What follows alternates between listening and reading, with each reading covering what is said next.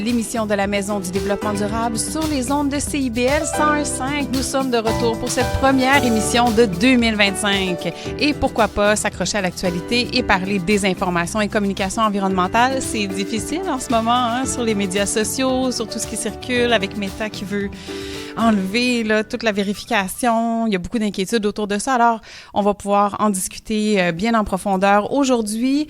Et pour cette table ronde, j'ai le grand bonheur de recevoir Marie-Ève Arsenault, qui est conseillère stratégique en communication chez Futur Simple. Bonjour Marie-Ève. Bonjour. J'ai également avec moi Claudia Beaumont, qui est une fervente et curieuse instigatrice d'initiatives numériques. Elle est diplômée à la maîtrise en communication, également chargée de produits numériques à la BANQ, la banque, la Bibliothèque des Archives nationales du Québec. Bienvenue, Claudia. Bien, merci de l'invitation et très belle description. Je pense que je vais faire un copier-coller sur LinkedIn. De ça, je te le partage avec grand plaisir. Merci. Et nous avons également Sylvain Bédard, qui est coordonnateur scientifique à la chaire de l'UNESCO en prévention de la radicalisation et de l'extrémisme violent. Il est également à l'École de politique appliquée à l'Université de Sherbrooke. Bonjour Sylvain. Bonjour, bonjour. Merci beaucoup de votre présence aujourd'hui. Donc, lançons-nous dans le sujet. Déjà, on va parler communication environnementale, donc Futur Simple, qui est un média numérique. Bien, c'est avant tout une OBNL à but non lucratif qui a un volet média, entre autres avec 1.5. Puis on vient toujours de lancer un nouveau média très dernièrement, qui s'appelle Fait que. Oui, j'ai reçu le communiqué ce matin, justement. C'est pour ça que c'est très chaud. Oui, c'est très chaud, donc puis, bien hâte de lire on a aussi un volet recherche sociale appliquée, puis volet conseil en communication, justement. Oui, justement, et là, vous avez lancé en novembre un premier guide pratique de communication environnementale qui s'appelle « Parler d'environnement sans se mettre les pieds dans les plats ». Moi, dans ma tête, il y a qui s'ajoute « et les pieds dans la bouche », parce que des fois, ça nous arrive de se mettre un pied dans la bouche. Donc, qui peut bénéficier de ce guide-là? À qui ça s'adresse? Bien, c'est un guide qui s'adresse à tous les communicateurs qui ont à parler d'une façon directe ou indirecte de l'environnement, que ce soit une OBNL, une entreprise, une organisation publique, une entreprise, une agence de publicité, parce qu'on s'est fait contacter un peu par tous ces types d'organisations-là, parce qu'ils ont des questions sur quoi faire, de pas quoi faire, parce qu'on voit des fois, il y a des limites à qu'est-ce qu'on on fait. Donc, c'est pour cette raison-là qu'on a fait ce guide-là. Mais on est vraiment sur un guide qui s'adresse pour des communicateurs qui vont parler à, je pourrais dire, à monsieur et madame tout le monde. On n'est pas en train de mobiliser nous autres, qu'est-ce qu'on nous appelle nos verts foncés, nos convaincus, parce qu'on dirait que le travail est un peu fait ici, mais il reste quand même à les garder mobilisés. Ça, c'est une autre approche. Puis, on n'est pas non plus en train dans ce guide-là, de vouloir combattre le climato-scepticisme. On parle vraiment à la grande majorité des gens qui sont souvent conscients de qu'est-ce qui se passe, mais pas tout à fait, puis qui sont pas nécessairement lancés dans l'action. Puis, c'est une grande partie de la population. Oui, effectivement, on s'en rend compte là, quand on sort de nos chambres d'écho, on fait « Oups là, OK, il y a comme un petit besoin là, à ce niveau-là ». Puis c'est un guide qui est super dynamique à consulter. Bien, c'est ça. On essaie de passer de toutes les étapes au début, j'ai quelque chose à communiquer, jusqu'à la fin qu'on évalue qu'est-ce qu'on a communiqué, puis voir... on a-tu quelque chose à apprendre pour faire mieux la prochaine fois? Oui, définitivement. Et ça serait quoi les éléments essentiels qu'on peut retenir pour bien communiquer quand on parle climat, environnement? Est-ce qu'il y a des piliers ou des éléments clés? Pour moi, personnellement, j'ai 2 piliers. Le premier pilier, c'est bien connaître à qui on parle. Puis pas juste le socio-démographique, mais bien comprendre... surtout en environnement, c'est quoi leur niveau de connaissance, parce qu'on souvent surestime le niveau de connaissance des gens, leur niveau de sensibilité. Est-ce qu'ils sont fatigués d'en entendre parler de l'environnement parce qu'on n'aborde pas la même stratégie pour leur parler? On ajuste notre langage aussi en fonction de leur personnalité, qui ils sont. Donc, ça fait qu'on ne parle pas juste comme on aimerait qu'on se parle, mais on parle à comment eux aimeraient qu'on leur parle. Puis, je dirais que le deuxième point, c'est aussi de ne pas alimenter la fatigue informationnelle, la fatigue climatique. On le voit dans le baromètre à chaque année, la fatigue informationnelle autour de l'environnement, puis je dirais peut-être aussi d'autres sujets, mais si on ne l'a pas évalué, augmente continuellement. De quelle façon on doit leur parler pour pas créer de la réactance, puis possiblement aller vers le déni ou le climato-scepticisme, peut-être, si on pousse un peu trop loin. Oui, ça, c'est vraiment un aspect hyper intéressant, je trouvais justement dans ce guide, l'aspect de la fatigue informationnelle autour du climat, beaucoup. On finit, comme tu le dis, Marie-Ève, par vouloir peut-être tasser le sujet, pas avoir envie d'en entendre parler encore, puis ça démobilise énormément, peu importe la façon dont on en parle. On dirait. Et en ce moment, la santé communicationnelle en matière de climat, en général au Québec, ça ressemble à quoi? Mettons, quand on pense aux organismes environnementaux comme Greenpeace, Équiterre, ou même aux médias de masse. En général, c'est pas horrible. Là. On n'est pas comme... Je dirais qu'il y a un bon travail qui a été fait depuis le début, parce que si on regarde les résultats du baromètre, il y a quand même un consensus chez les gens concernant l'urgence climatique. On est quand même au niveau de 85% au Québec. Mm-hmm. Si on se compare, je pense, ailleurs dans le monde, on a quand même on est en belle position là-dessus. Où le bas blesse, puis on sait que ces organisations-là aussi se posent la question, puis on se pose nous continuellement la question, c'est entre cette consensus-là d'urgence à agir et l'action qui a un écart immense, gigantesque. Puis c'est vraiment là-dessus, nous autres, on a voulu réfléchir, puis qu'on réfléchit continuellement à améliorer tant au niveau des communications, puis des autres formes d'action qu'on peut faire pour amener tant la population que les décideurs, à un moment donné, à embarquer dans l'action. Oui, définitivement. Et ce guide-là, donc, peut être accessible facilement sur le site de Futur Simple, futur-simple.ca, pour celles et ceux qui auraient envie d'aller y jeter un coup d'œil. Et là, à travers, justement, ce flot d'informations, là, viennent s'insérer les aspects de la désinformation autour de l'environnement et d'autres sujets également. Et c'est un sujet qui tombe à point en ce début d'année avec l'annonce de Meta, l'annonce récente qui retire son programme de vérification de faits. Donc, Claudia, toi, tu t'es penchée vraiment sur cette question-là. Tu t'es beaucoup intéressée à l'impact d'une telle décision et toutes les controverses aussi autour de ce choix qu'on questionne avec raison. En effet, il est peut-être un peu tôt. Et je me permets de rebondir sur ce qu'on parlait, la fatigue informationnelle. Ça aussi, c'est un sujet que je surveille de près.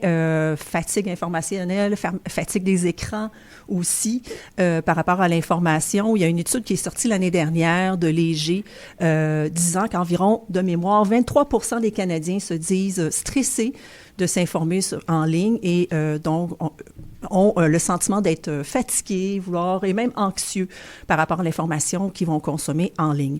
Donc, pour revenir à la nouvelle de la semaine dernière, et rappelons de quoi il s'agit, parce qu'il y en a peut-être qui étaient en vacances la semaine dernière et qui ont décroché des nouvelles. Tant mieux, c'est ce qu'il faut faire. Alors, c'est Meta, donc la compagnie derrière les plateformes qu'on connaît bien, Facebook, Instagram et Threads, qui ont annoncé vont le faire aux États-Unis d'abord, retirer les vérificateurs des faits. Donc, ça, on parle des gens qui sont embauchés, des modérateurs dans des salles de nouvelles un peu partout dans le monde, je pense dans près de 80 pays. Il y a aussi des scientifiques, dont des climatologues, qui participaient à ce programme-là. Donc, Zuckerberg, ce qu'il a annoncé, c'est qu'ils vont commencer à retirer ces personnes-là parce qu'ils jugeaient que les décisions parfois étaient orientées un petit peu trop politiquement vers la gauche et donc pouvaient priver certains utilisateurs d'informations, voire on parle ici de censure. Donc, évidemment, c'est questionnable et je pense qu'on pourrait prendre l'heure pour en parler. Je vais essayer de résumer brièvement, mais vous savez bien que c'est une décision stratégique. Si on regarde un peu les actualités, on devine que, Meta veut suivre un peu la direction de X et se mettre du côté d'un certain Monsieur Trump. C'est aussi, malheureusement, quand on s'intéresse à l'économie des plateformes numériques, c'est une décision de business, évidemment, pour, donc, évidemment, stimuler l'engagement sur ces plateformes-là. Et vous savez que les fausses nouvelles, ça stimule l'engagement quand même beaucoup sur les plateformes numériques. J'ai même un chiffre assez triste qui dit, selon certaines études, que les fausses nouvelles circulent 20 fois plus rapidement qu'une nouvelle, donc, qui est vérifiée et donc qui est la vérité elle-même. Et donc, c'est pas étonnant parce qu'on sait que la plupart de ces fausses nouvelles-là abordent des sujets controversés, qui font appel à l'émotion, la réaction et donc l'interaction sur la plateforme. Et dans cette lignée-là, ce qui est le plus inquiétant, c'est pas juste... Et d'ailleurs, c'est très inquiétant, donc le retrait des vérificateurs de faits humains, mais il y a aussi une certaine modération plus technique par les algorithmes là, du côté de Meta. Et de ce côté-là, ils vont assouplir également. Ça, ce que ça signifie, c'est que, bon, ils vont peut-être élargir les mailles du filet et des sujets controversés, donc l'immigration, les questions de genre, ben ils vont en laisser passer plus des sujets de ce genre-là, sujets qu'on le sait alimentent le discours haineux sur les plateformes sociales. Donc, on en a parlé beaucoup dans les médias la semaine dernière et évidemment, il y a lieu de s'inquiéter parce que beaucoup de mouvements de violence sont nés sur des plateformes comme ça. Maintenant, la question qu'on se demande, parce qu'on parle de communication environnementale aujourd'hui, et je me suis penchée un peu là-dessus, parce que je savais que Meta, quand même, ont fait de belles affaires, il faut le dire quand même, autour des années 2020, donc après la pandémie. Bon, ils s'étaient fait critiquer dans le temps de la pandémie pour leur rôle d'avoir contribué à la diffusion de la désinformation sur la COVID-19. Ils avaient créé à l'époque un centre d'information permettant d'identifier ce qui pourrait être une fausse nouvelle. Il y avait même des publicités aussi qui pouvaient ressortir quelqu'un qui partageait une mauvaise nouvelle, dire « ben non, ceci n'est pas une bonne nouvelle, allez vous informer, c'est chez les vrais médias. Oui. » YouTube fait la même chose d'ailleurs. Ils ont fait un copier-coller de ça. Et en 2020, qui s'appelle le Climate Science Center, en français, qui est le Centre de la science du climat. C'est encore en ligne. Ils n'ont pas tiré la plug encore. Fallait voir, par exemple, sur Facebook. C'est une belle section. Honnêtement, je trouve que c'est un beau produit. C'est à la fois éducatif, ludique. On retrouve des quiz, des outils permettant d'aller chercher des informations vérifiées sur les changements climatiques. Et on en a besoin avec tout ce qu'on voit en ce moment. Par exemple, avec les feux de forêt en Californie, ça devient très difficile de démêler le vrai du faux sur les plateformes sociales. Mais là, justement, c'est pas contradictoire parce que là, tu sais, d'une part, il y a ça, mais après, ils ont commencé par couper, on pouvait plus partager tout ce qui était des médias, que ce soit de la radio, journaux, etc. Et après, là, ils veulent enlever les vérificateurs de faits, mais ils ont ça à côté. Voilà, ça m'amène justement sur cette question-là, puis parce que c'est le sujet du jour et je me suis penchée sur ce qu'ils avaient fait qui me semblait être des initiatives de bons citoyens corporatifs, disons, on va faire notre part. Ça fonctionnait à l'époque quand ils voulaient être dans les bonnes grâces, peut-être, d'un certain parti démocrate. Maintenant, en voyant le tournant qu'ils ont pris, on pourrait deviner que peut-être que ça va finir par disparaître sans faire grand bruit. Ouais, juste pour vous dire, c'est une initiative qui est disponible dans plus de 165 pays. Et c'est un peu une goutte d'eau dans un océan pour Meta parce que ça a attiré environ 60 millions d'utilisateurs jusqu'à présent pour une base d'environ 3 milliards d'utilisateurs actifs. C'est vraiment très, très peu. Donc, c'est ça, c'est une belle initiative, mais est-ce que ça fait vraiment une différence dans un premier temps? Et bon, devinant un peu la direction qu'ils sont en train de prendre. Conclusion, c'est vrai que c'est une mauvaise nouvelle en ce moment parce qu'on parlait, il y a plusieurs qui disent que ça risque de ralentir les actions à la mobilisation, où il va y avoir une perte de visibilité peut-être sur ces sujets-là. Et donc, il y en a qui débarquent carrément des plateformes en ce moment là, qui vont complètement changer. On pourra en reparler tout à l'heure, Claudia. Et là, justement, je vais interpeller Sylvain Bédard, qui est toujours au téléphone avec nous. Merci. Merci de ta patience. Donc, il y a un rapport d'une étude menée sur les réseaux sociaux en 2023 avec une équipe de la chaire de l'UNESCO en prévention de la radicalisation et de l'extrémisme, de l'extrémisme violent. Oui, c'est ça. Qui s'appelle Désinformation et déni climatique, revue de la littérature et portrait de la situation au Québec. Votre réaction, la réaction en voyant des géants comme Meta qui retire son programme de vérification de faits sur les plateformes numériques, ça ressemble à quoi? OK. Sur ce fait-là, en particulier, avant de discuter du rapport qu'on a fait, curieusement, ils n'ont pas tout à fait tort de dire que la lutte à la désinformation, c'est un travail de gauche, parce que la désinformation est principalement un travail de droite.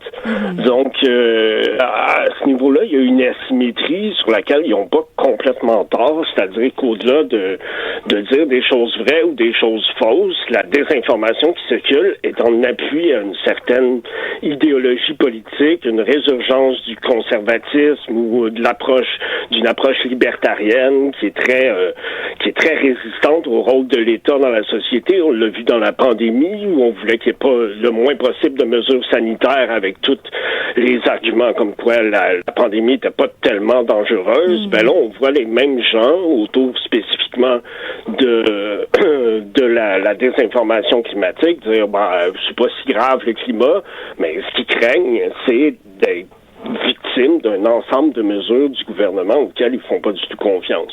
Donc, c'est peut-être pas une raison pour les laisser dire ce qu'ils veulent, mais on peut pas nier que l'enjeu est politique à la base autour de la désinformation. Et qu'est-ce qui ressort de l'étude qui a été menée justement en 2023? C'est ça. On a suivi certains influenceurs sur le web qui ont une audience quand même assez importante.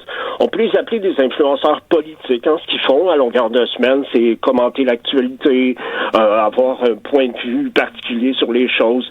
Ce qu'ils ont en commun, nous, on les avait repérés par l'opposition aux mesures sanitaires, a priori, parce qu'on travaillait pendant la pandémie à voir, OK, il y a des gens qui militent sur le web pour qu'il n'y ait pas de mesures sanitaires ou que les mesures sanitaires soient pas respectées.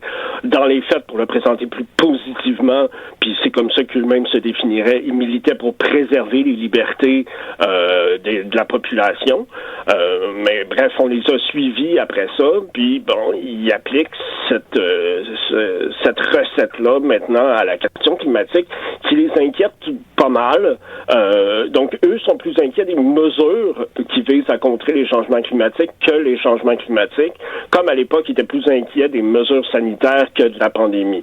Donc, inquiétude pour inquiétude, eux pensent vraiment du côté d'avoir plus peur de l'État que soit de la pandémie, soit des changements climatiques. Et qu'est-ce qu'on entend quand vous dites déni climatique? Si on avait à le définir, mettons, pour nos auditeurs, auditrices, comment vous le définissez? Ouais, le terme est un peu provocateur ou même péjoratif, évidemment. On sait que le déni, ça veut dire de refuser de voir la réalité en face, ou dans une version amoindrie, ça veut dire de refuser d'assumer sa part de responsabilité dans un phénomène. Les deux s'appliquent au changement climatique et à différents degrés. C'est-à-dire, on peut soit nier qu'il y a des changements climatiques, nier qu'il y a un réchauffement planétaire, nier que les bouleversements sont dus à une accumulation de gaz à effet de serre, ce genre de choses-là. On peut aussi dire, peut-être que ça se passe, mais c'est pas de ma faute, puis c'est pas nécessairement à moi de payer pour ça. Pourquoi ça serait à moi de changer mon mode de vie? Donc ça, c'est une autre échelle d'arguments qui relève aussi du déni. Puis, il y a aussi, comme je le mentionnais, l'inquiétude par rapport à l'intervention de l'État en général. C'est comme, votre bidule de changement climatique, ça sert juste à prendre le contrôle sur la population. Qu'est-ce que vous allez faire exactement? Puis là, peut-être que, encore une fois, j'essaie toujours d'être le plus généreux que je peux avec leur perspective. Peut-être qu'ils pointent du doigt le manque de solutions par rapport au changement climatique, le manque de vision sur qu'est-ce qu'on pourrait faire qui améliorerait réellement la société. Eux, ce qu'ils voient, c'est que tout ce qu'on peut faire, ça va nuire à notre qualité de vie. Donc, c'est dans ces eaux-là que les argumentaires se plantent. Donc, oui, il y a une négation des changements climatiques, mais c'est peut-être pas ce qui est le plus fréquent, où ça ne sert que d'outil ou de tremplin pour dire, attention, les mesures climatiques, on n'est pas sûr qu'on en veut. Oui, je comprends. Donc, c'est vraiment, ça va plus loin encore que le terme déni en tant que tel. Et au niveau de la désinformation, c'est la même chose. On pense aux fake news, on pense à ces fausses nouvelles qui circulent, mais il y a beaucoup plus de désinformation que ça. Ça peut être vraiment plus subtil. Comment vous la définissez?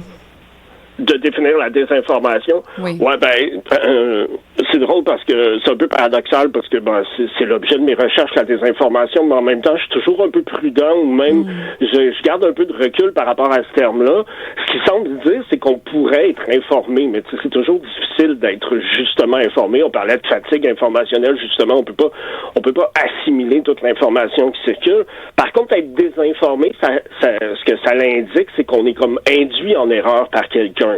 Donc, est-ce que la personne nous ment volontairement ou est-ce qu'elle le fait de bonne foi peu importe, mais toujours est-il qu'elle nous induit en erreur.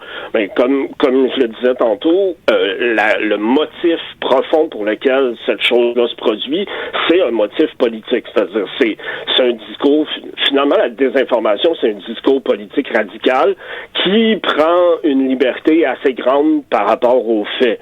Donc, on peut les manipuler, on peut les sortir de leur contexte.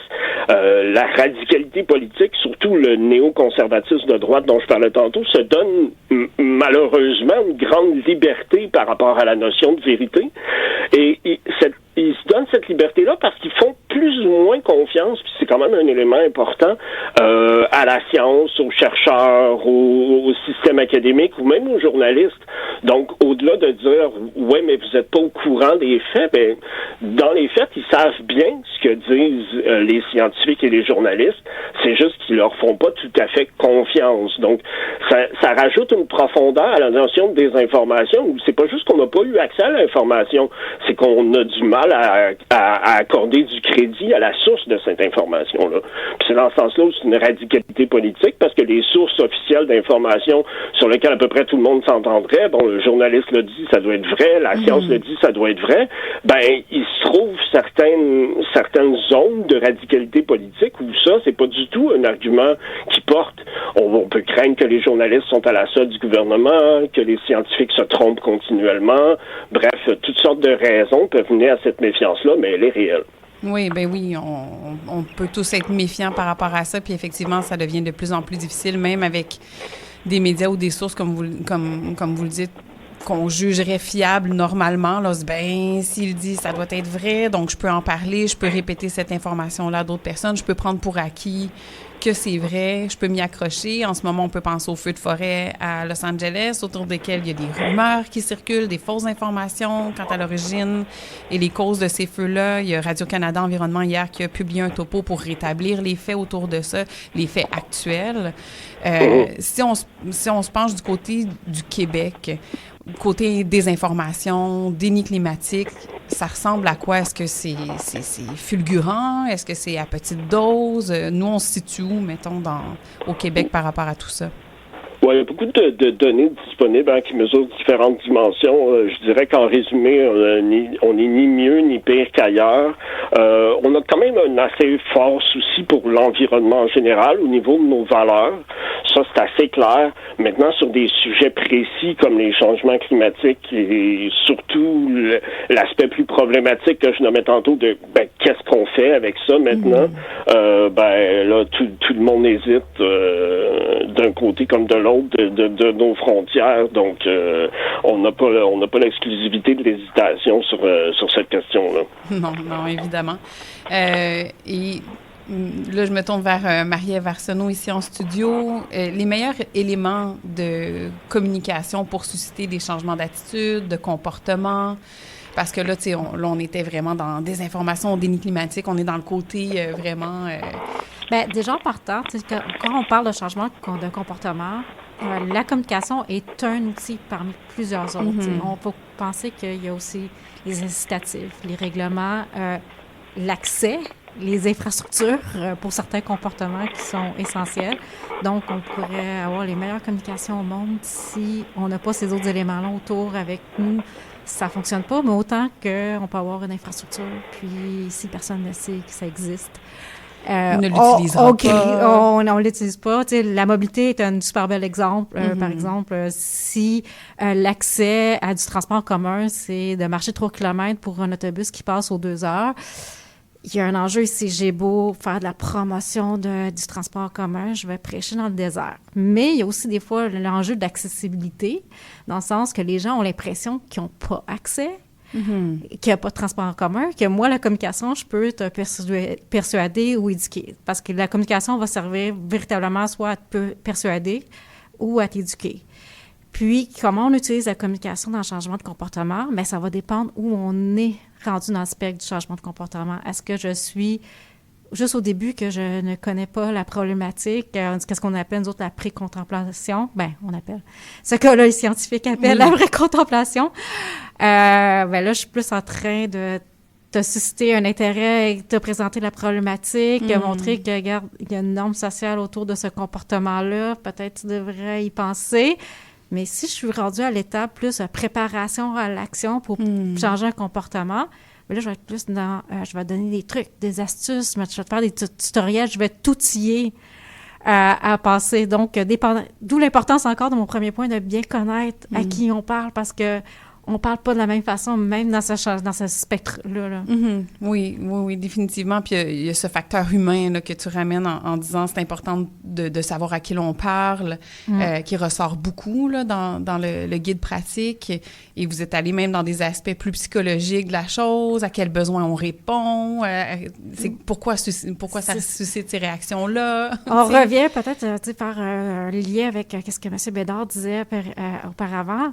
Même dans les dénis, le climato-scepticisme, on est à différents niveaux. Il y en a qui c'est vraiment, c'est ancré dans les valeurs, d'autres qui se questionnent. Puis peut-être que parler de l'environnement de front, c'est pas quelque chose qui fonctionne pour eux, mais il y a d'autres portes pour rentrer. On peut parler de santé, c'est quelque chose qui souvent ne soulève pas nécessairement autant de polémiques. Oui. Puis glisser des comportements qui sont bons pour l'environnement à travers tout ça. Donc, on y va. De toute façon, je pourrais un petit peu détourner l'approche économique. On est dans une situation inflationniste. C'est difficile économiquement pour plusieurs personnes, mais des fois, on peut pousser certains comportements qui permettent de sauver de l'argent, mais par la bande, c'est bon pour l'environnement, pour réduire ses GES. Puis, on n'a pas besoin de mettre ça, comme on dit en bon français, upfront. Non, donc, c'est ça, on choisit l'angle sous lequel on le présente, dépendamment, finalement. C'est ça. Il faut bien connaître la personne, connaître l'interlocuteur, connaître c'est quoi ses besoins, ses préoccupations, parce que si je te parle d'économie, puis c'est pas un enjeu pour la personne, je suis prête, j'en dessert encore. Encore une fois, oui, on se retrouve avec cette problématique-là et on pourra y revenir après la pause. Il nous reste une petite minute là, avant de passer à la pause. Est-ce que vous sentez du côté des scientifiques, des personnes qui étudient justement ces comportements-là, ces réactions, qu'avec l'augmentation de la désinformation qui amène du déni climatique, il y a tout une sorte d'impact? Est-ce que vous sentez qu'il y a un clivage qui grandit tranquillement ou on arrive à refermer justement ces espaces-là avec une bonne communication? Je pense que ça met de plus en plus la lumière, comme quoi il ne faut pas faire une communication unique pour tous. Leur parler vraiment selon les groupes. Donc, il faut vraiment décomposer notre communication en petits morceaux, en petites pièces pour pouvoir parler à chaque groupe de personnes ou chaque personne de la façon la plus personnalisée possible. Parce que c'est ça, il n'y a pas une solution unique. Puis, il faut être de la fréquence. Il faut être sur le terrain, il faut être souvent là. Peut-être c'est un des enjeux du milieu environnemental, c'est être présent là. Il faut avoir les ressources monétaires et être souvent sur le terrain, dans le milieu médiatique, dans les communications, en publicité, toutes les formes de communication possibles. Donc, faut être là partout avec peu de moyens et peu... être efficace. Oui, ça peut être vraiment efficace. Alors, on va se diriger vers la pause maintenant. Je rappelle qu'on est avec Marie-Ève Arsenault, Claudia Beaumont et Sylvain Bédard ici pour parler des informations, déni climatique et communication environnementale. Donc, on se retrouve tout de suite après cette pause.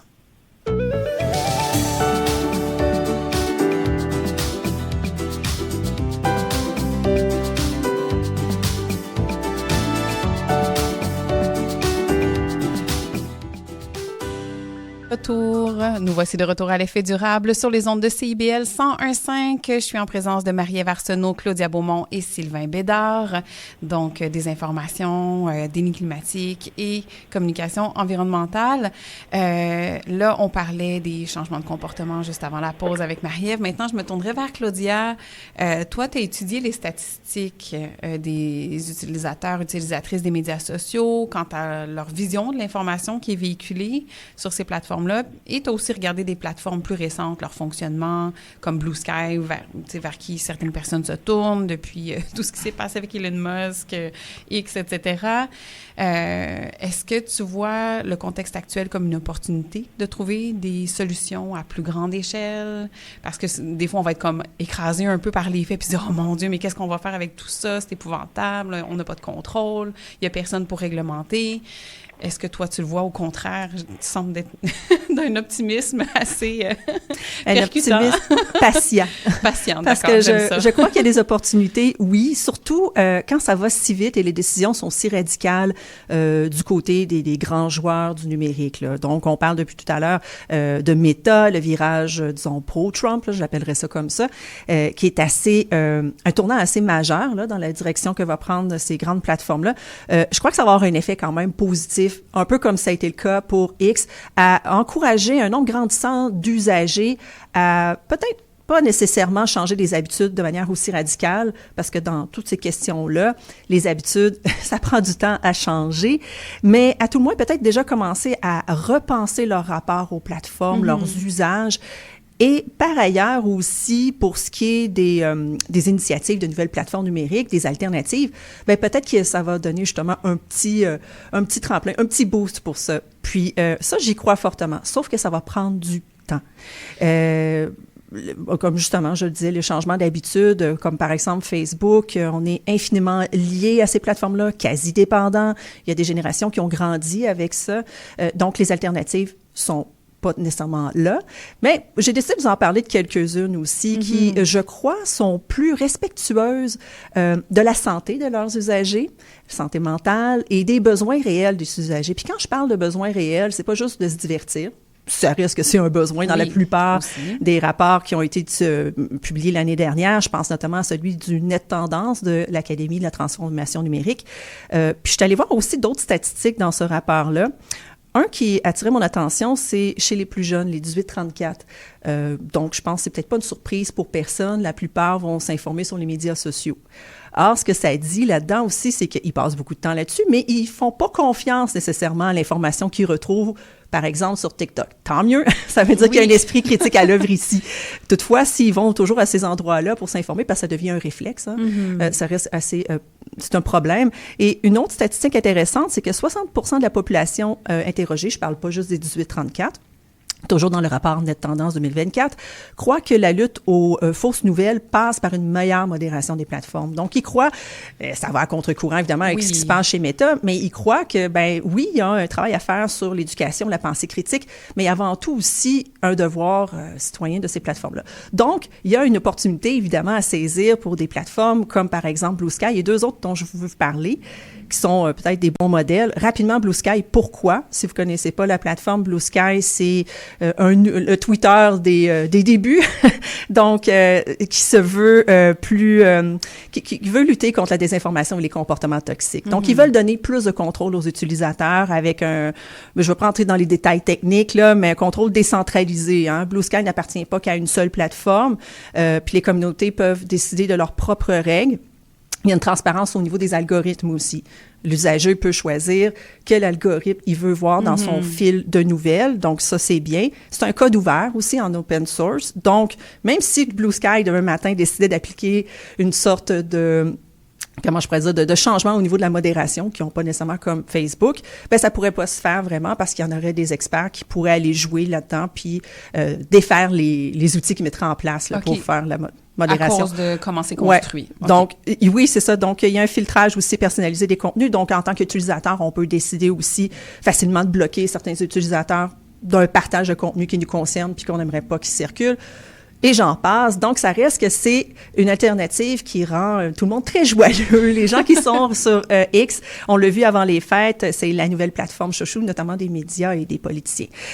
L'engagement, pour l'instant, reste à voir, mais ça reste qu'il y a beaucoup d'espoir de ce côté-là. C'est une grande plateforme, encore là, américaine. Je vais vous parler d'une petite initiative qui je trouve qui est inspirante pour nous, c'est Front Porch Forum.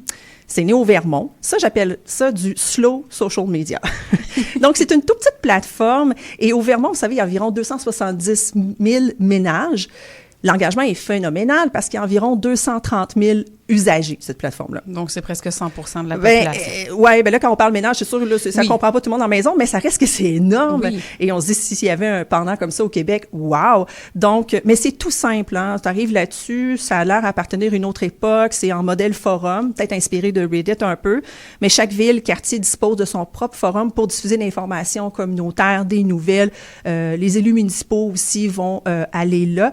La grande différence, c'est que la modération, elle est 100% humaine. Et quand je dis slow, donc au ralenti, c'est que il y a pas l'idée d'avoir un fil continu, hein, de scroller de manière infinie dans le contenu. Après quelques publications, dans un ordre croissant, ben ça arrête là. C'est les informations qu'on avait pour aujourd'hui, mais elles sont vérifiées. Puis, comme tout le monde se connaît, il y a un rapport de proximité. Ça, je pense que c'est un élément très important dans les nouvelles plateformes sociales, d'être plus petit, plus en local et hyper local même, ça engage les gens à diffuser de la vraie information, de ne pas dire n'importe quoi sur son voisin. Oui, c'est ça, par exemple. Donc, peut-être qu'on tendra un petit peu plus vers ça dans différents lieux, notamment au Québec, avec Meta et tout ça. Il y en a plusieurs là, dans les derniers jours que j'ai vu débarquer, dire, bon, ben adieu tout le monde. Moi, je quitte Facebook. Je ne sais pas si vous opterez, vous, personnellement, pour ces options-là, de quitter Facebook. Mais peut-être qu'il y aura un développement de ce genre d'initiative. Au Québec, oui, il y a cette idée. Puis bon, ça, c'est un autre sujet qu'on pourra peut-être éventuellement aborder sur la souveraineté numérique, hein, en voyant ce qui se passe avec le rapport politique très complexe avec les États-Unis en ce moment. Mais en écho un peu à Front Porch et ce qui s'est passé aussi depuis l'été dernier avec le blocage de nouvelles par Meta, je parle des contenus d'actualité canadiens, il y a une initiative locale qui s'appelle La Nouvelle Place, qui se veut une nouvelle plateforme sociale. Elle n'existe pas encore. En toute transparence, j'y contribue en tant que bénévole parce que je crois à cette initiative-là. Et ce qui est différent, c'est dans son mode de gouvernance. Ça se veut une coopérative numérique et on souhaite que tous les usagers, en fait, participent en tant que membres utilisateurs. Donc, il y a cette idée comme Front Porch, d'être dans le local, de faire en sorte que les usagers, c'est eux qui contribuent à soutenir cette plateforme-là. Ils mettent de l'avant l'information de qualité. À suivre. Bien, merci en tout cas pour ces inspirations. Ça donne quand même espoir. Je pense qu'il y a ce besoin-là de reprendre un certain contrôle, hein, qu'on a l'impression qu'on le perd, puis qu'il n'y a personne d'autre pour rassurer nos arrières. Bien là, on se dit... Mais je dirais que le nerf de la guerre, c'est où les gens vont se retrouver. Parce qu'après ça, si on veut diffuser un message, pas juste à notre petite communauté. Oui.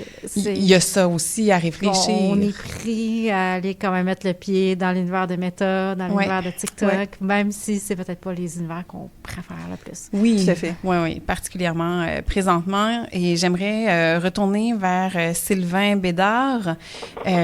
La couverture médiatique qui entoure les changements climatiques, est-ce qu'elle est inquiétante? Si on pense, par exemple, à certaines personnes qui alimentent un discours qui penche vers le conspirationnisme, qui envoient des fausses informations dans la sphère médiatique, est-ce que c'est inquiétant présentement? Je pense que les journalistes font un assez bon travail. Il y a eu à un certain moment des critiques sur l'idée de balancer l'information, de montrer ceux qui étaient inquiets des changements climatiques versus ceux qui ne l'étaient pas. Disons je pense qu'on a passé cette étape-là. On parle assez fréquemment de consensus scientifique. Bon, ce que c'est bon, c'est moins bon côté, mais laissons tomber les nuances.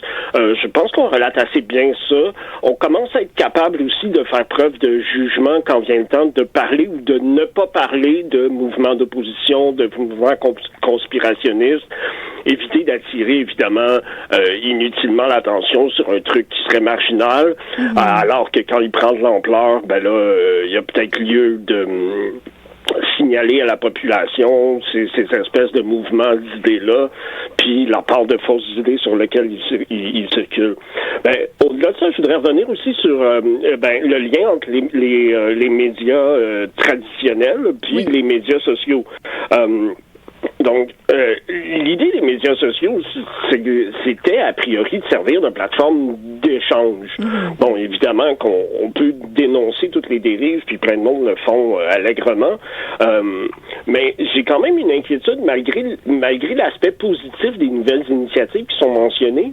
Est-ce qu'on risque pas de se retrouver avec des médias sociaux partisans, comme on a aux États-Unis actuellement des médias traditionnels partisans, qui aggrave en fait le phénomène de bulle de filtre, parce que là, non seulement notre fil serait concentré sur des gens qui pensent comme nous, mais on polariserait un réseau social dans l'ensemble qui serait composé de gens qui ne pensent comme nous. Donc, il y a potentiellement un enjeu de diversité qui serait problématique là. Puis, rappelez aussi que les médias sociaux ont le dos large, mais les problèmes qui ont lieu sur les médias sociaux sont pas nécessairement causés sur les médias sociaux. En tant que plateforme d'échange, les problèmes qu'on vit comme société se retrouvent aussi sur les médias sociaux. Et des fois, les solutions peuvent être à l'extérieur des médias sociaux parce que les problèmes sont causés à l'extérieur des médias sociaux. Je dis pas ça pour dire pour tourner le dos à toutes les initiatives qui viseraient à améliorer les médias sociaux. Juste de quand même pas perdre de vue qu'on est une société plus complète et complexe que notre activité en ligne le laisse penser, mais qu'il y a certains problèmes qu'on vit comme société, l'incapacité de discuter, les problèmes à comprendre certains contenus scientifiques, à être capable d'avoir des débats politiques, à vivre des accords politiques de façon relativement sereine et respectueuse, qui, à mon avis, existe en amont de notre usage des médias sociaux. Donc, peut-être que ça a gardé en tête quand même cette nuance-là. Absolument, oui. C'est vraiment un excellent point de se rappeler effectivement que la vie ne réside pas sur les médias sociaux, mais bien à l'extérieur de ceux-ci. Et que finalement, on rapporte ça sur les médias sociaux justement pour soit susciter un débat, émettre une opinion, vouloir véhiculer une information qu'on pense être vraie ou pas. Mais oui, effectivement, il faut vraiment... c'est essentiel de rappeler ça. Et à l'issue du rapport, de l'étude que vous avez faite par rapport aux médias sociaux, est-ce qu'il y a des points saillants qui sont ressortis par rapport aux défis qu'on rencontre actuellement? Là, il y en a quand même plusieurs qui ont été nommés, mais est-ce qu'il y en a comme certains piliers qu'on dit là, il faut vraiment travailler sur ça, ou là, va vraiment falloir trouver une manière de contrôler ou de modérer ces aspects-là par rapport au déni climatique, à la désinformation? Oui, tout à fait. Puis on est en train d'orienter nos recherches là-dessus parce que évidemment, on souhaite aussi parler. On souhaite pas juste parler des problèmes puis commencer à parler des pistes de solutions. Oui. Ce qu'on a tendance ce sur quoi on a tendance beaucoup à insister, c'est qu'il faut continuer à être capable de se parler. Donc, au-delà de ce qui est vrai, ce qui est faux, au-delà de la polarisation, est-ce qu'on est capable de continuer à avoir des discussions politiques en situation de désaccord, entre autres sur la question des changements climatiques, mais aussi respect des mesures sanitaires, ou des questions encore plus délicates qui, il faut toujours garder en tête qu'il y a potentiellement des personnes victimes, des personnes qui font partie de groupes en difficulté. Je pense les discussions sur l'immigration, les discussions sur la diversité de genre, ou même, malheureusement, on en est rendu là, les questions sur les rapports hommes-femmes. C'est des questions difficiles, mais l'idée, c'est de continuer à être capable de se parler et de pas prétendre que c'est en adoptant les bons faits ou en étant correctement informé qu'on règle les problèmes politiques. Les problèmes politiques, ça se règle en discutant entre nous. Très bon point. Justement, ça va m'amener à me tourner vers toi. Marie-Ève Arsenault, est-ce qu'il y a des stratégies dans le milieu communicationnel pour contribuer à une communication plus saine? Là, je sais que dans le guide que vous avez publié, il y en a certainement une panoplie. Oui, il y a plusieurs choses qu'on peut faire, mais avant tout, je pense qu'il faut rendre l'information environnementale sexy, dans le sens qu'on se perd pas dans les chiffres, dans les grands termes, dans les grands concepts. On sait que, en général, au Québec, le niveau de littératie est quand même plutôt bas sur le sujet. Donc, arriver avec des grands mots, des grands concepts, c'est pas que les personnes ne comprendront pas, mais ils vont avoir une sensation de « OK, tu parles pas moi, je suis pas assez intelligent pour te comprendre. » Donc, là, il va y avoir peut-être « Oups, on crée l'effet contraire. » Donc, c'est vraiment parler avec une certaine forme d'empathie au niveau de la personne, dire « Ben, OK, ça se peut que tu aies fait ce mauvais geste-là avant, mais pas grave, on va continuer ensemble. » Puis, c'est vraiment d'aller vraiment une approche positive. Puis, le positif, ça veut pas dire mettre des lunettes roses. Dire, tout va bien, tout est merveilleux. Non, c'est peut-être expliquer la situation, mais terminer peut-être avec une note d'espoir en disant, mais voici les solutions qu'on a présentement au Québec, localement, pas quelque chose qui semble être loin, qui peut être accessible aux gens. Ça peut aussi prendre l'humour. Oui, il y en a plusieurs humoristes qui tendent vers ça en ce moment. C'est ça, c'est une façon de parler des fois des sujets super sérieux, passer de l'information sans que ça soit rébarbatif. On aime ça en général au Québec, l'humour, donc c'est une façon de peut-être introduire sur certaines choses. Puis peut-être faire un peu plus un lien avec les plateformes, les réseaux sociaux. N'hésitez pas à utiliser les codes et des plateformes, utiliser les tendances du moment, embarquer là-dedans. C'est peut-être une façon aussi de combattre le fait qu'on manque souvent de ressources. Puis ça peut faire pousser notre contenu pour aller un peu plus loin. Donc, de ne pas rester, je pense, peut-être juste académique. Oui. Et ce que je trouve intéressant aussi avec ce que signifiait Sylvain juste avant, là, par rapport au fait d'être en mesure de discuter entre nous, de se retrouver en capacité et outillés pour avoir des conversations saines et pas juste se chicaner sur un sujet ou se polariser davantage. Je reviens encore une fois au facteur humain qui est mis de l'avant dans ce que vous proposez et je trouve que dans le guide, oui, là, on parle de communication environnementale, mais ça s'applique à toutes sortes, à tout type de communication, que ce soit sur des sujets politiques, sur les sujets de la diversité de genre, sur la guerre, sur l'immigration. Donc, ça peut s'appliquer vraiment partout en pensant aux freins psychologiques, aux biais cognitifs. Puis parler avec empathie à l'autre personne parce qu'on ne part pas tous du même background, on n'a pas tous les mêmes a priori, les mêmes connaissances, les mêmes expériences, donc il faut s'ajuster à ces niveaux-là, puis pas dire ton expérience ou ta position au départ était pas juste, tu sais, c'est pas valide. C'est pas valide, tu sais, c'est vraiment, c'est d'avancer avec la personne là-dessus, puis s'ancrer, c'est quelque chose qu'on aborde beaucoup, qui est inspiré de la communication non violente sur les besoins réels de la personne. Si une personne est dans telle position ou réagit de telle façon ou agit de telle façon, souvent, c'est pour répondre à un besoin. Puis, il faut trouver quel est ce besoin-là. Et souvent, c'est pas toujours la chose la plus évidente qui apparaît en premier plan. Parce qu'après ça, quand on sait à quel besoin ça répond, on peut facilement proposer après ça des alternatives qui répondent à ce besoin-là, mais de façon moins négative. Oui, puis sans nécessairement être en mesure d'aller assez loin pour mettre le doigt sur le besoin en tant que tel, juste de le réfléchir comme ça, que peu importe la conversation, que ce soit sur un média social, que ce soit dans la vraie vie, par le biais des journaux, on peut commenter là, souvent les articles, les chroniques et tout ça, de toujours penser que il y a un besoin en arrière de cette communication-là, de cette autre personne ou de sa réaction face à une nouvelle ou de l'actualité et que ça répond à ce besoin-là et que ce n'est pas une intention malveillante nécessairement. Je sais que ça existe aussi, bien évidemment, mais de pas nécessairement d'emblée assumer que c'est ça. Je pense qu'on pourrait réduire certains clivages et certaines polarisations à plein de niveaux. À ton sens, Claudia, au niveau individuel, qu'est-ce qu'on pourrait adopter comme attitude, que ce soit dans le numérique? Je sais que ça, c'est plus ton dada, le côté numérique. J'en ai plein de dada. Puis d'ailleurs, je vais peut-être te surprendre avec une autre... pas recommandation, mais piste de réflexion, mais je voulais juste rebondir sur cette idée d'empathie. Effectivement, on parle beaucoup de ça, de besoin des usagers dans mon domaine, quand on veut développer des solutions technologiques aussi pour le bien commun, disons, qui apporte quelque chose de bien à l'innovation sociale. Bien, il y a d'abord et avant tout l'écoute des besoins en mode empathique. Je trouve ça fascinant, je trouve ça très intéressant. Et deuxième petit rebond sur ce que Sylvain disait, si je peux me permettre, par rapport aux bulles de filtre, c'est une question qui vraiment m'intéresse énormément. Je disais, j'accompagne la plateforme Nouvelle Place en tant que bénévole. Et c'est une question qu'on abordait beaucoup dans nos discussions parce qu'on est petit et avoir les gens qu'on rassemble, c'est des gens qui pensent à peu près de la même façon. Donc, on veut pas tomber dans des bulles de filtre. Et il y a des initiatives, là, je ne veux pas dire que l'intelligence artificielle va régler tout, là, loin de là, sauf que j'ai découvert récemment des petits groupes de designers UX un peu plus... qui veulent s'assurer une meilleure diversité, en fait, des usages et d'informations en ligne, qui se disaient qu'il y aurait peut-être une façon de développer, je ne sais pas quel genre de solution, là encore techniquement, mais de faire en sorte de pouvoir, en tant qu'usager, choisir ton niveau de bulle de filtre, par exemple, quand tu es sur ton appareil cellulaire, qu'on t'avertisse, bien là, avec les informations que tu es en train de consommer, voici, tu te situes à peu près là par rapport à ton niveau de bulle de filtre, puis tu es peut-être trop dans une petite bulle en ce moment.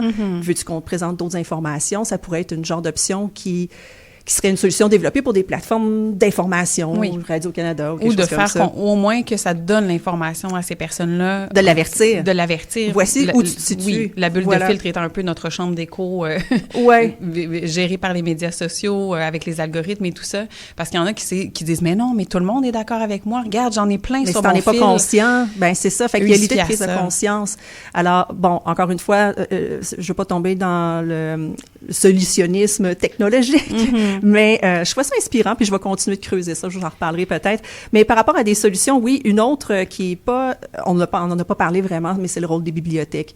Évidemment, encore une fois, travaillant pour Bibliothèque et Archives nationales, c'est un sujet qui me tient à cœur. Quand on parle de désinformation, on parle beaucoup du rôle du journalisme, l'éducation, les bibliothécaires, jouent aussi un rôle dans la lutte à la désinformation. Peut-être un peu plus silencieux, évidemment. Ils ont peut-être moins de place sur les tribunes, mais sur les sites des bibliothèques numériques, on retrouve souvent des trousses d'outils pour mieux cerner, en fait, les mauvaises nouvelles. On en a sur le site de BANQ, bien sûr, mais aussi aux États-Unis, je regardais des initiatives du côté de New York, la Bibliothèque publique de New York. Vous savez qu'aux États-Unis, il y a des études qui sortent à chaque année, en fait, des statistiques sur les livres qui sont bannis. Puis là, ils ont sorti, justement, je regardais récemment le Teen Back Book Club. Donc, tu sais, il y a des clubs de lecture de livres bannis. Et donc, ils font les palmarès. Et malheureusement, depuis 2020, on voit que c'est en croissance le nombre de livres qui sont bannis. Oui, des bibliothèques. Et c'est en fait, c'est un sujet de lutte même pour les bibliothèques publiques aux États-Unis.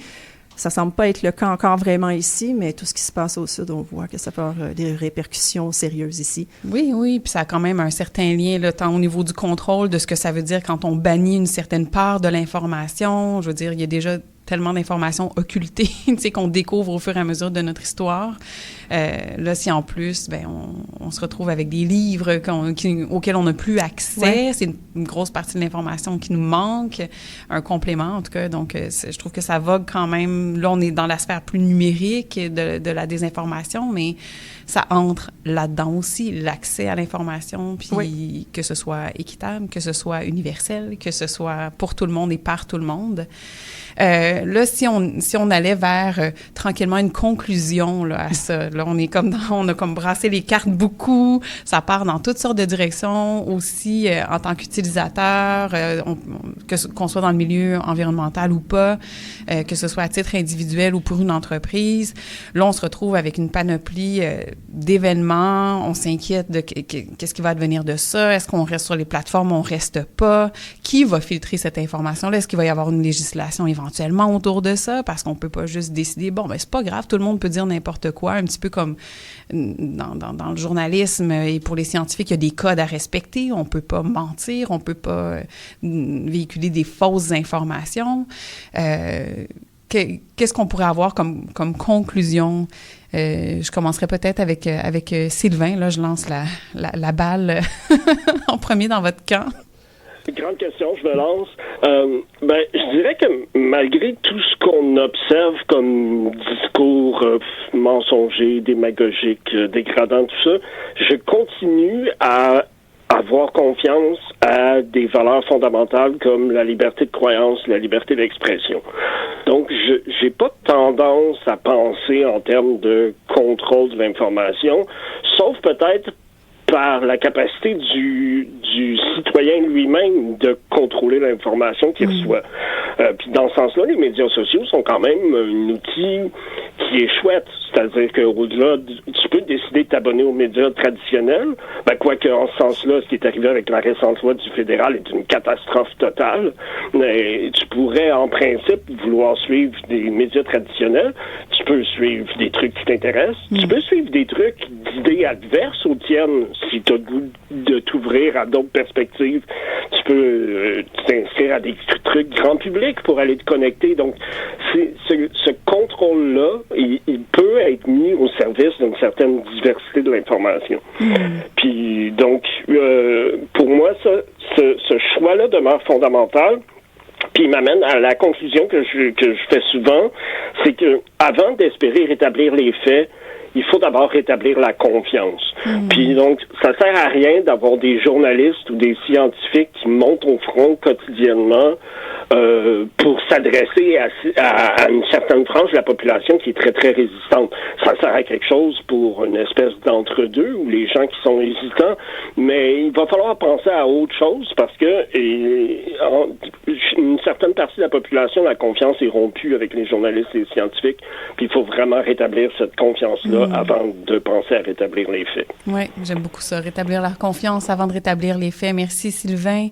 Marie-Ève, pour ta part? Je dirais que tu sais, il y a beaucoup de choses, comme on a vu aujourd'hui, qu'on n'a pas le contrôle, que ce soit les changements de dernière minute des Meta sur leur politique de contrôle des faits, de vérification des faits. Je veux dire, on n'a pas ce contrôle-là, mais la chose qu'on contrôle, c'est notre message.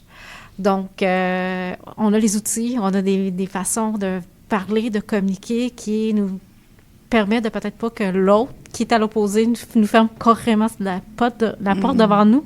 Donc, peut-être c'est là où on peut agir, disons, de notre côté. Oui, c'est une belle possibilité à échelle humaine et à petite échelle, à notre échelle à nous.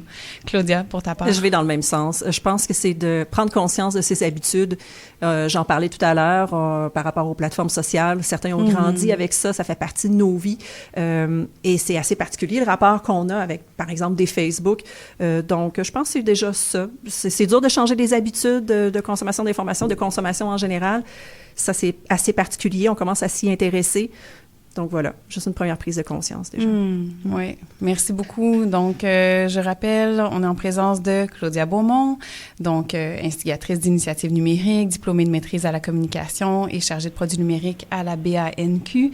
Merci beaucoup pour ta présence aujourd'hui et on va se retrouver. Tu vas commencer une série de chroniques à l'émission. On pourra annoncer au fur et à mesure les sujets, mais on va se retrouver assurément au micro sous peu, toutes les deux. Merci. Merci à toi.